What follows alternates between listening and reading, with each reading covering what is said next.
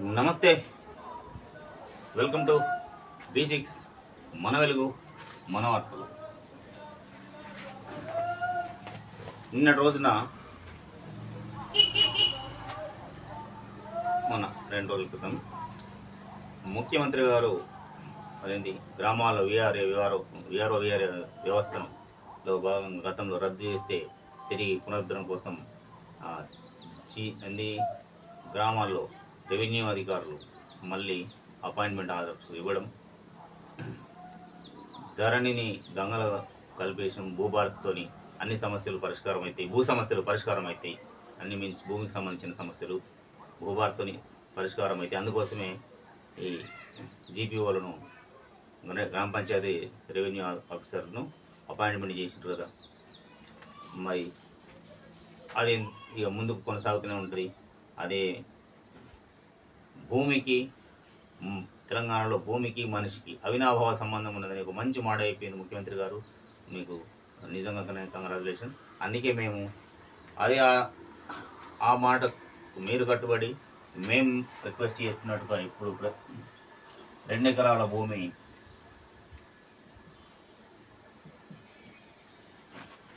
ప్రతి లేనోడికి ప్రతి భూమి లేని పేదోడికి 2 ఎకరాల భూమి పంచమని చెప్పేసి మేము రిక్వెస్ట్ చేస్తారని ఆశిస్తున్నాం. ఎన్నో క్రిటికల్ సమస్యలు మీరు పరిష్కారం చేసుకుంటూ ముందుకు తీసుకెళ్తున్నారు రాష్ట్రాన్ని, కాబట్టి ఇది కూడా చేస్తారనే ఆశతోనే నమ్మకంతోనే మీ మీద నమ్మకంతోనే మేము రిక్వెస్ట్ చేస్తున్నాం మా ఛానల్ తరఫున.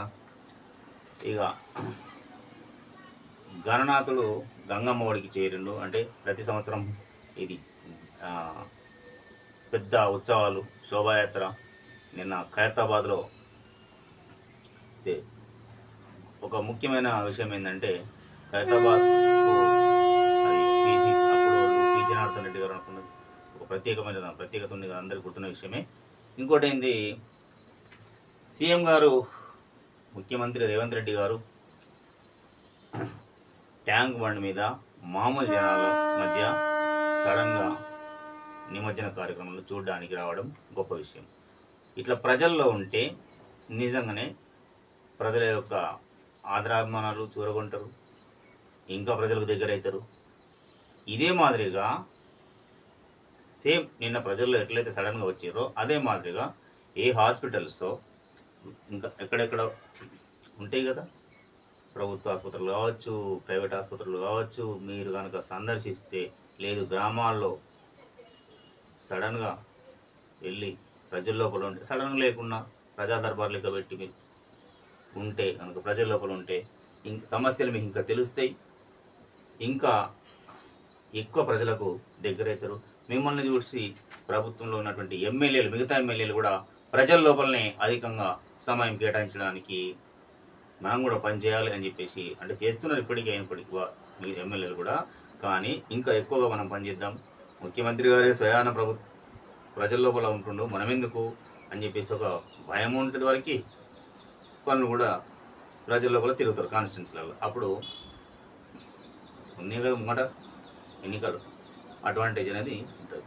అయితే చూద్దాం మరి ఈరోజు నిన్నటితో గంగమ్మ ఒడికి గణనాథులు చేరిండ్రు, తిరిగి మళ్ళీ వచ్చే సంవత్సరం రావయ్య గణపయ్య అని చెప్పేసి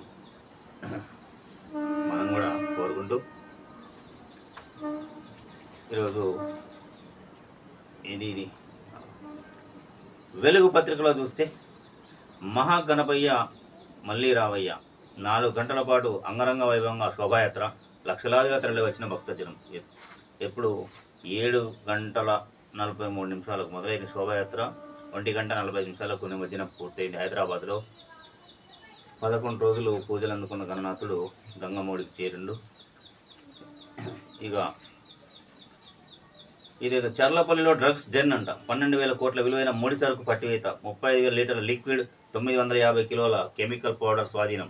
డ్రగ్ డీలర్లకు సప్లై చేసేందుకు సిద్ధం చేసిన 5 కిలోల 968 గ్రాముల డ్రగ్స్ కూడా గుట్టురట్టు చేసిన ముంబై క్రైమ్ బ్రాంచ్ పోలీసులు. మనం ముంబై ఇది పట్టుకున్నది ఏదో మన హైదరాబాద్ పోలీసులు కాదు, ముంబై క్రైమ్ బ్రాంచ్ పోలీసులు.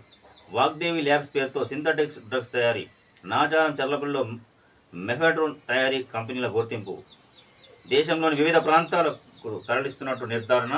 మహారాష్ట్రలో 11 మంది, హైదరాబాద్లో 2 అరెస్ట్. నిందితుల్లో బంగ్లాదేశీ యువతి కూడా, అంటే విదేశస్తులు కూడా ఉన్నారా, ఒక్కొక్క పుణ్యం. వీరిని ముంబై పోలీసులు అరెస్ట్ చేసిన డ్రగ్స్ తయారీ నిందితులు. ఇది మామూలు 35,000 లీటర్ల లిక్విడ్, 950 కిలోల కెమికల్ పౌడర్, మొత్తం కలిపితే 12,000 కోట్ల వేలను ముడి సరుకు. 12,000 కోట్ల ముడి సరుకు డ్రగ్స్ పట్టుకున్నది ఎవరుగా? ముంబై క్రైమ్ బ్రాంచ్ పోలీసులు. కానీ ఇక్కడే ఉన్న మన పోలీసులు, హైదరాబాద్ మన పోలీసులు కూడా ఆరితేరిన వారే. కానీ ఎందుకు మరి ఎందుకు దృష్టి పెట్టలేకపోయారో అర్థం కాలేదు. వాళ్ళు ఎప్పటి నుంచి వేటలో ఉన్నారు, దొరికింది. వీళ్ళని ఏం చేసినా తప్పులేదు. నిజంగా అరెస్ట్ చేయడం కాదు, వీళ్ళను ఎంత ఘోరంగా అంటే అంత ఘోరంగా మన కొడుకులు.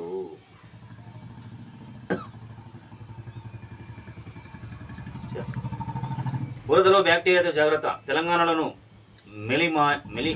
మెలియాయి డోసిస్ వ్యాధి. మెలియాయి ఇది ఏంది? బురదలో దిగితే ఒక బ్యాక్టీరియా అంట. తెలంగాణలో అంటే పక్క రాష్ట్రంలో వచ్చింది ఏంటి? కాలి పగుళ్ళు గాలి ద్వారా శరీరంలోకి బర్క్ హోల్డేరియా సూడోమల్లి బ్యాక్టీరియా. సాధారణ రక్తమూత్ర పరీక్షల్లో వ్యాధి బయటపడదు. మామూలుగా యూరినల్ టెస్టులు కానీ బ్లడ్ టెస్టులు కానీ బయట తెలియదంట. దీనికి ఒకటి చీము బ్లడ్ కల్చర్ టెస్టుల ద్వారానే వ్యాధి నిర్ధారణ. సకాలంలో గుర్తిస్తే బెటర్, లేదంటే ప్రాణాంతకమే. గతంలో నిమ్స్ డాక్టర్ల స్టడీలో 58% డెత్ రేటు. ఇక్కడికి వచ్చిన 12 కేసుల్లో 7 మృతి. ఏపీలో మిలిమాయిడోసిస్ లక్షణాలతో 2 నెలల్లో 20 మంది మృతి. గ్రామంలో హెల్త్ ఎమర్జెన్సీ ప్రకటించిన అక్కడి ప్రభుత్వం. ఇది ఏపీలో, అక్కడ హెల్త్ ఎమర్జెన్సీ ప్రకటించారు ఏపీలో. అట్ ద సేమ్ టైం అయితే దీనికి ఏంటి మరి నివారణ కార్యక్రమం ఏంటి మరి? అట్లా ఇట్లా బురదలో దిగుంటే ఇట్లా పనులు చేయలేరు కదా. పిల్లలు అయితే ఎక్కువ శాతం ఏంటంటే పిల్లలు నీళ్ళలో బురదల్లో ఆడకుండా చూసుకోవడం పేరెంట్స్ ముఖ్యమైన బాధ్యత. అది చాలా ఇంపార్టెంట్. లేదంటే చూడండి, ఇది ఒక కొత్త రకం. మళ్ళీ ఇదేంది? మెలియాయి డోసిస్ వ్యాధి అంట. మెలియాయి ఇది బ్యాక్టీరియాతోనే వస్తుంది. పేరెంట్స్ గమనించండి. పిల్లలను మీరు కూడా ఎక్కువ బురదలో ఉండకుండా, ఆడకుండా, ఎస్పెషల్లీ పిల్లలకి బురదలో ఆడకుండా చూడాల్సిన బాధ్యత పేరెంట్స్ది. ఫీవర్, దగ్గు, కీళ్ళ నొప్పులతో సాధారణ జ్వరం మాదిరిగానే కనిపించే ఈ వ్యాధిని సకాలంలో గుర్తించకపోతే ప్రాణాంతకంగా మారుతుంది. బురద తడిమట్టిలో ఉండే బర్క్ హోల్డేరియా సూడోమల్లి అనే బ్యాక్టీరియా వల్ల వచ్చే ఈ వ్యాధి మానవ శరీరంలో 2 రకాలుగా వ్యాప్తి చెందుతుంది. ఒకటి, బురదలో నడిచినప్పుడు కాలి పగుళ్ళు, గాయాల ద్వారా శరీరంలోకి చొచ్చుకుపోతుంది. అలాగే గాలిలో తేమ శాతం ఎక్కువగా ఉన్నప్పుడు కూడా శరీరంలోకి చేరే అవకాశం ఉంది. ఇదంతా దేనికి కానీ మనకు ఇదేంది? బురదలో ఉండకుండా, ఆడకుండా అక్కడ చూసుకుంటే సరిపోతుంది. పిల్లలు కావచ్చు, మనం కావచ్చు. ఇక ధరలు తగ్గిస్తారో లేదో నేనే చూస్తా. జిఎస్టీ తగ్గింపు లాభం ప్రజలకు అందాల్సిందే. నిర్మలా సీతారామన్. జిఎస్టీ తగ్గింపు యొక్క లాభాన్ని ప్రజలకు అందిందంటే రకరకాల వస్తువుల రేట్లు దగ్గరుండి నేనే చూస్తా, కంపెనీల సంగతి ధరలు తగ్గించకపోతే అని చెప్పేసి కేంద్ర ఆర్థిక శాఖ మంత్రి నిర్మలా సీతారామన్ గారు చెప్తున్నారు. ఇప్పటికీ కార్లు, షూ, దుస్తుల కంపెనీలు, ఇన్సూరెన్స్ సంస్థలు ధరలు తగ్గించినాయి. ఈ నెల 22న రాత్రి మొదటి రోజు నుంచే జిఎస్టీ సంస్కరణ అమలు. 400 వస్తువుల రేట్లు తగ్గుతాయి. ప్రజలకు ఏదో ఒక రూపంలో లాభమని వెల్లడి. ఇందులో మన అన్ని రకాలై ఉన్నాయి. కార్లై, షూలై, దుస్తులు, బట్టలై, ఇంకా ఇన్సూరెన్స్ కంపెనీ, ఇవన్నీ రేట్లు మరి చూద్దాము. ఎందుకంటే పెరిగినప్పుడు మాత్రం పెరుగుతాయి అనగానే ఈరోజు పెంచేస్తారు. తగ్గుతాయి అని అంటే 22 నుంచి ఎఫెక్ట్ ఉందంట. కానీ ఆ రోజు నుంచి ఎఫెక్ట్ ఉంటే తగ్గిస్తారా లేదా అనేది మాత్రం అది అమలైనప్పుడే చూద్దాం. కానీ కేంద్ర మంత్రి గారు చెప్తారు కదా, మరి నేనే చూస్తా ఎట్లా దగ్గరుండి అని చెప్పేసి తగ్గిస్తారా లేదా అని చూస్తాను. ఎందుకంటే వ్యాపారవేత్తలు ఏం చేస్తారు, పెరిగితే రేపు నుంచి ఎల్లుండి నుంచి అని అంటే మాత్రం ఈ రోజే ఎఫెక్ట్ చూపిస్తారు. తగ్గినాయి అంటే వారం పట్టాల, డేట్ దాటాల. మరి చూద్దాం ఎట్లుంటాయి. ఇది లక్షల్లోనే ఉంటుంది కార్లకైతే. కార్లు కొనేవాళ్ళు కొంచెం ఆగితే బాగుంటుంది. కార్లు కావచ్చు, బైకులు కావచ్చు, రకరకాల వస్తువులు కొనేవారు కొంచెం ఆగితే కొంచెం తగ్గుతాయి రేట్లు. ఏఐతో 2030లోపు 99% ఉద్యోగాలు మాయం. ఏఐతో ఆర్టిఫిషియల్ ఇంటెలిజెన్సీ అన్నారు కదా, ఏమో దింకేసిండ్రు కదా, దీంతో ఏం కాదు అని. దీంతో ఎఫెక్ట్ ఉంటుందని చెప్పేసి మనం చెప్పినాం. మన ఛానల్ ద్వారా ముందుగా అది ఎప్పుడైతే స్టార్ట్ అయ్యి దాన్ని పీక్ స్టేజ్లో ప్రచారం చేసిండ్రో అప్పుడే అన్నాం. ఎందుకంటే మానవ మేధస్సుతో తయారు చేసింది మన దేశంలో అత్యధికంగా మ్యాన్ పవర్ ఉంటుంది.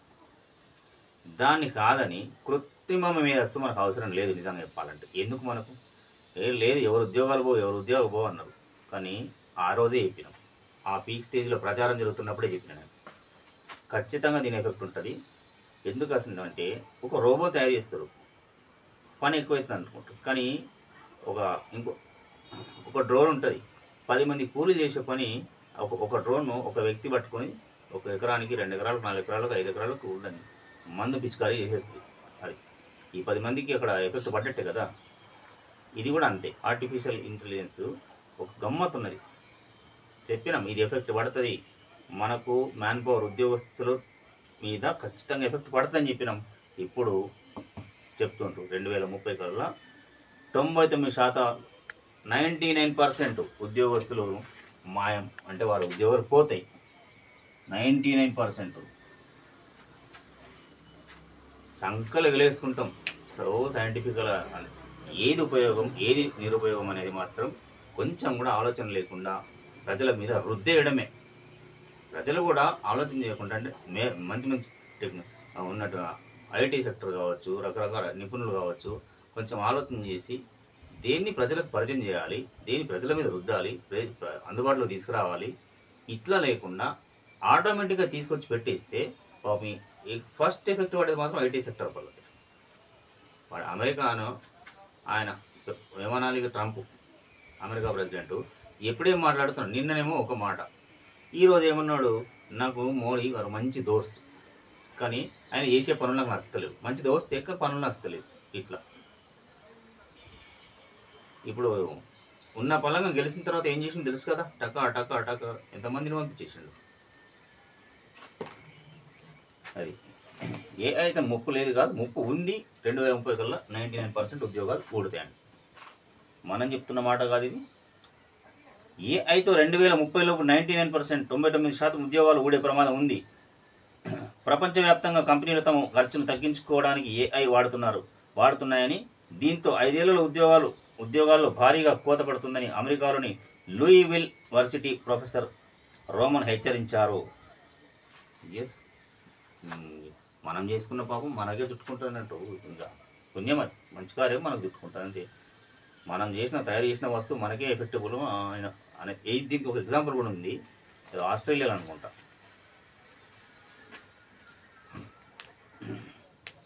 నీకు మనం ఇందాక మోదీ గొప్ప ప్రధాని, ఆయనతో నేను ఎప్పుడూ స్నేహంగానే ఉంటా. అర్థం ఎవరన్నారు, మాకు కూడా కావాలి. కానీ మా పిల్లల్ని ఎంతమందిని పంపించినాం అది కూడా ఆలోచన చేయ ఒకసారి.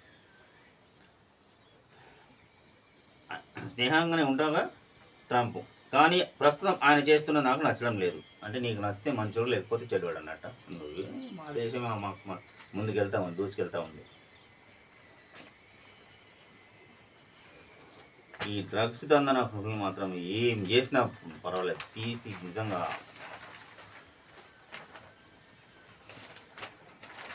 ఆస్ట్రేలియాది ఒకటి గమ్మతు. ఆమె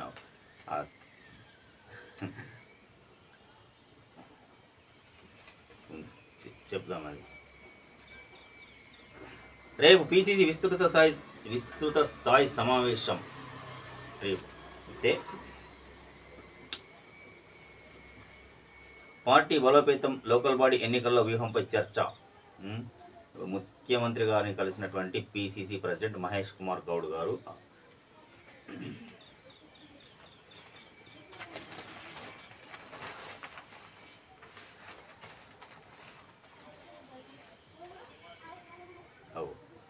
ఎస్సీ రెసిడెన్షియల్ కాలేజీల్లో ఇంకా అందని బుక్స్ మాకు అన్ని అంత బయట అన్ని సగం ఆగస్ట్ సెప్టెంబర్ మొదలైంది ఏమో, ఇలా 7 తారీఖు ఇంకా రెసిడెన్షియల్ స్కూల్స్లో బుక్స్ అందలేదంటే ఇట్లా.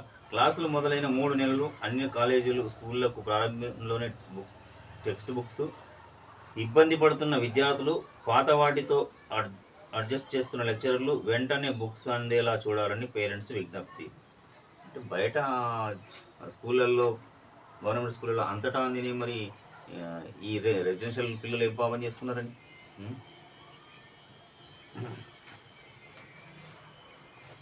చూడాలి అధికారి గారు. ఈ విద్యా వైద్యం ఎన్ని రోజులకు అందుబాటులోకి వస్తాయి, ఇంకా అందుబాటులో కంటే పూర్తిగా ప్రభుత్వ ఆధీనంలోకి వస్తుందో, అదిగా పాలకులు ఏ పాలకులు వస్తుందో కూడా అర్థమవుతలేదు. కానీ ఉన్నంతలో మెరుగనుకుందాం. ఇప్పటికీ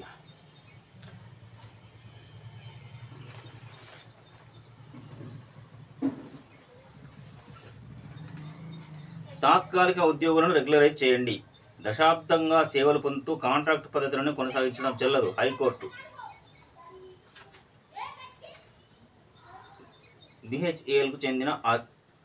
బిహెచ్ఏఎల్కు ఆదేశాలు జారీ.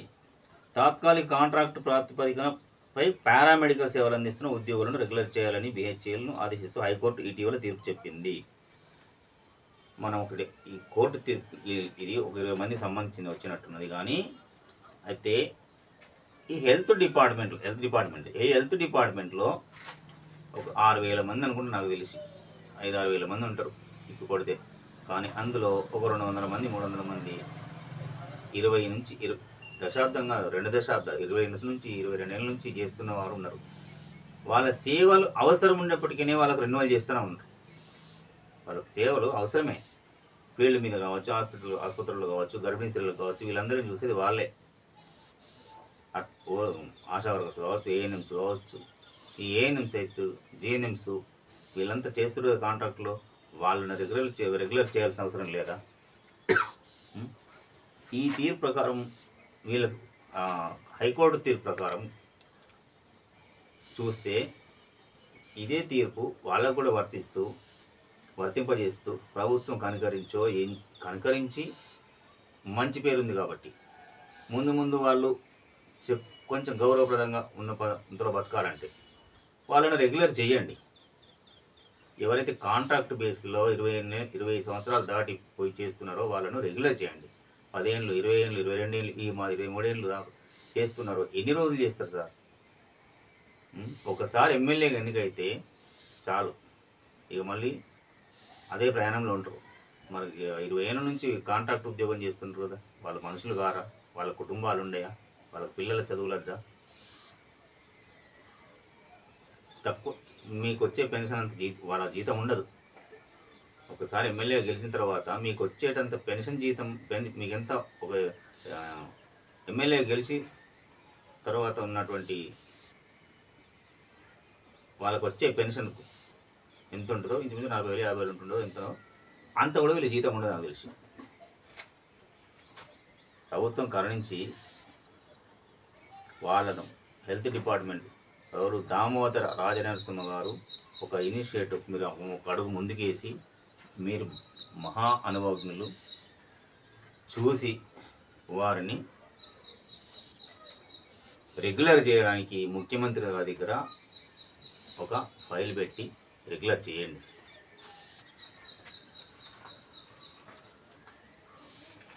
ఈ బురదలో మాత్రం ఆడటం చేయడం అనేది పిల్లలు కానీ పెద్దలు కానీ కొంచెం అదేదో బ్యాక్టీరియా ఉంది కాబట్టి చాలా జాగ్రత్తగా ఉండడం అవసరము.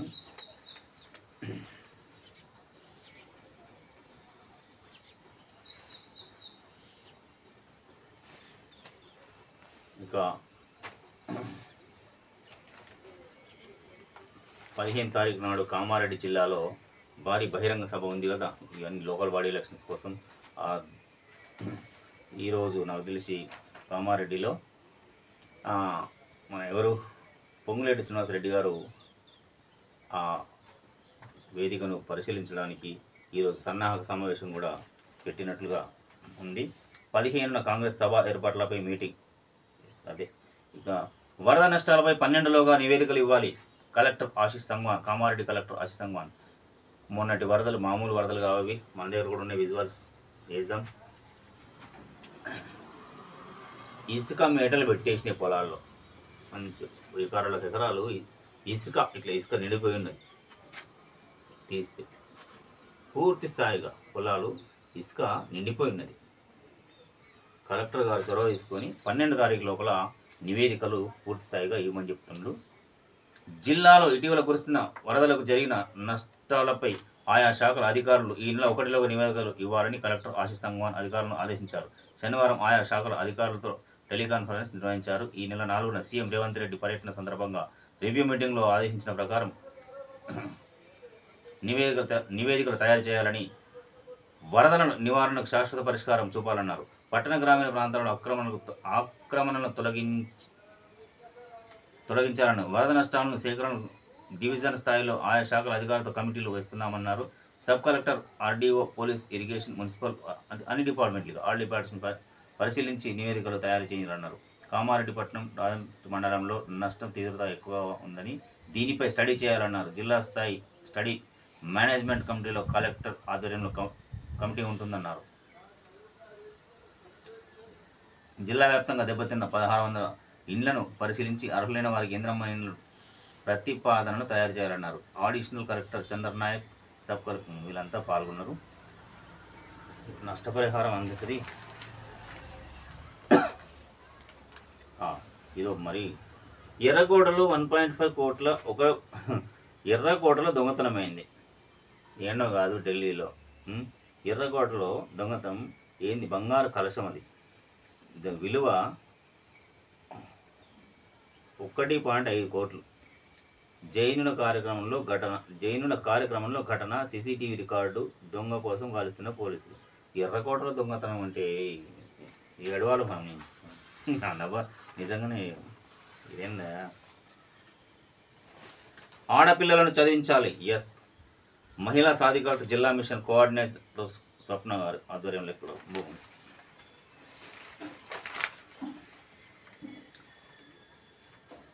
సింగరేణిలో తొలగించిన 43 మంది జేఎంఈటీలకు మరో ఛాన్స్. పునర్నియామక ఉత్తర్వులు జారీ చేసిన సింగరేణి సీఎండి. ఇది ఆలోచించదగ్గ విషయం.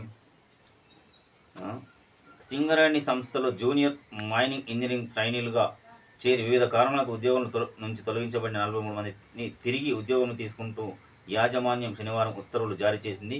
గతంలో వీరంతా విధులకు గైర్హాజరు కావడం, అవసరమైన సర్టిఫికేట్లు సమర్పించకపోవడం వంటి కారణాలతో టర్మినేట్ అయ్యారు. Deputy chief labour commissioner Singareni యాజమాన్యం గుర్తింపు కార్మిక సంఘం ఏఐటీయూసీ మధ్య జరిగిన ఒప్పందం మేరకు వీరు తిరిగి విధుల్లోకి తీసుకుంటూ ఉత్తర్వులు జారీ అయ్యాయి. తిరిగి ఉద్యోగాలు పొందిన వారంతా హైపవర్ కమిటీ ఎదుట హాజరై foremen certificate, gas testing, first aid సర్టిఫికేట్లు అందజేయాలి. అనంతరం మెడికల్ ఫిట్నెస్ పరీక్షలకు హాజరై ఉత్తీర్ణులైన వారికి ప్రాథమిక నియామక ఉత్తర్వులు జారీ చేయనున్నారు. వీరు తొలి ఏడాది 190 మస్టర్లు తగ్గకుండా డ్యూటీ చేయాల్సి ఉంటుంది. ఈ సందర్భంగా సింగరేణి సీఎండి ఎన్ బలరాం మాట్లాడుతూ త్వరలో 43 మంది జేఎంఈటీలకు నియామక పత్రాలు అందజేస్తామని తెలిపారు. తిరిగి ఉద్యోగం లభించడం అరుదైన అవకాశమని, క్రమశిక్షణతో పనిచేసి ఈ అవకాశాన్ని సద్వినియోగం చేసుకోవాలని సూచించారు. ఎస్, మంచిది, సంతోషించదగ్గ విషయం. ఇట్లా చేస్తే ప్రభుత్వానికి కూడా మంచి పేరు తెచ్చిన వారు అవుతారు అధికారులు. ఎట్ ద సేమ్ టైం ఒక కేసు ఆర్టీసీ వాళ్ళది.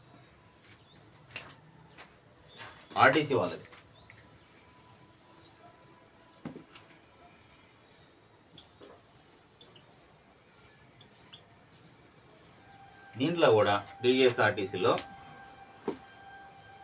చిన్న కారణాలతోని డ్రైవర్, కండక్టర్లు, మెకానిక్లు కావచ్చు, ఇంకా సెక్యూరిటీ సిబ్బంది కావచ్చు, ఉద్యోగాల నుంచి తొలగించిన వారు ఉన్నారు. ఉద్యోగాలు పోయిన వారు ఉన్నారు, కొందరైతే సంవత్సరాల తరబడి ఉన్నారు, కొందరు నెలలు ఉన్నారు. దీంట్లో ఎప్పుడు ఇది రొటీన్గా జరుగుతూ ఉంటుంది సంస్థలో.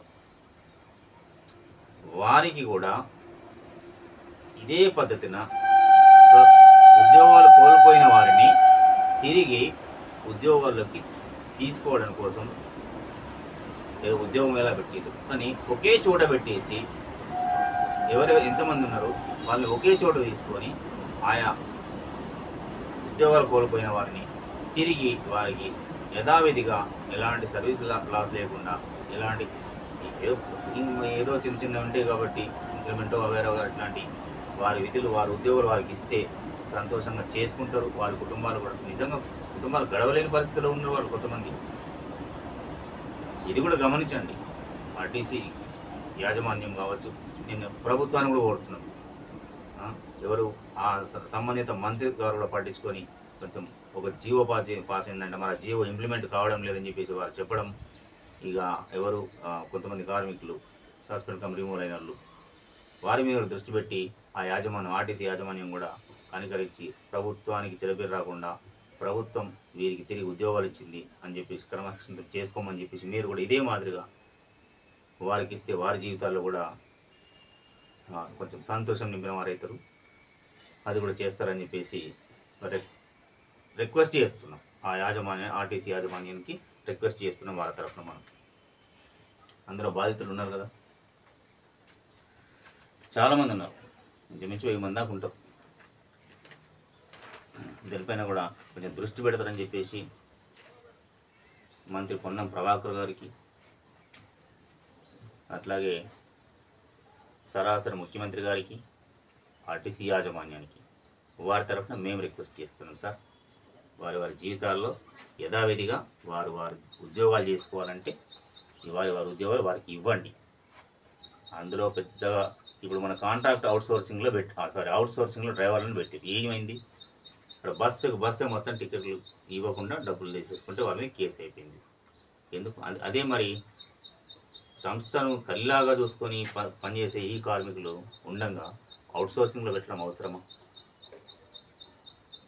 అట్లా ఉంటుంది. మరి రెగ్యులర్ ఉద్యోగస్తులు కాబట్టి వారు భయంతో సిస్టమేటిక్గా చేస్తారు. ఏదో చిన్న చిన్న తప్పులు జరుగుతూ ఉన్నాయి, అది ఉంటుంది అందులో టికెట్, అది రష్ వగైరా, ఎంత ప్రెషర్ అంటే అంత ప్రెషర్ ఉంటుంది నిజంగా.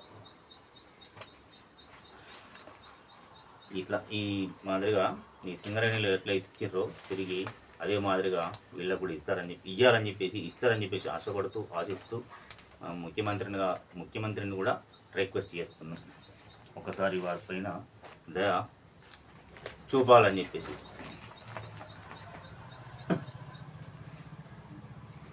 ఇక సాక్షిలో కూడా 12,000 కోట్ల డ్రగ్స్ సీజు వాటి ఏం చేయాలంటే ఇక లేదు, మళ్ళీ దాని వెనకాల ఎవరో పెద్ద తరగాలు ఉంటే ఏదో కార్ఖానా ఉండే ఉంటుంది.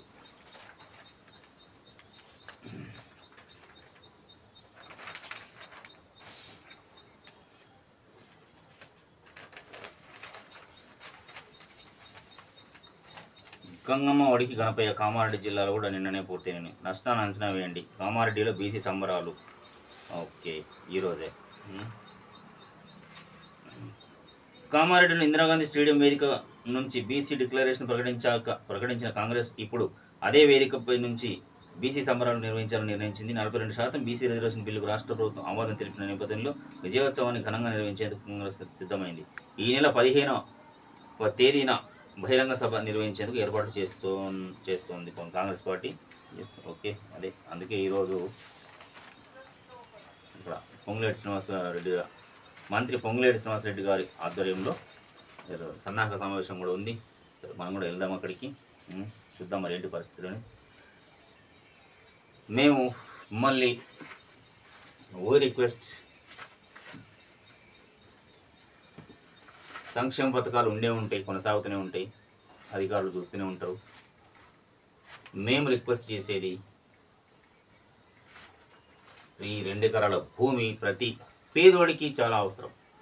ఈ భూ సమస్యలు తీరుస్తామన్నారు. చూద్దాం, మేము కూడా ఫీల్డ్ మీదకి వెళ్తాం. ఇక ఏంటి నిజంగానే రెస్పాండ్ అవుతుండ్రా లేదా అనేది తెలుస్తుంది. మనం కూడా రైటింగ్ ఏ అది చూద్దాం. ప్రతి పేదోడికి 2 ఎకరాల భూమి పంచండి. విద్య, వైద్యం.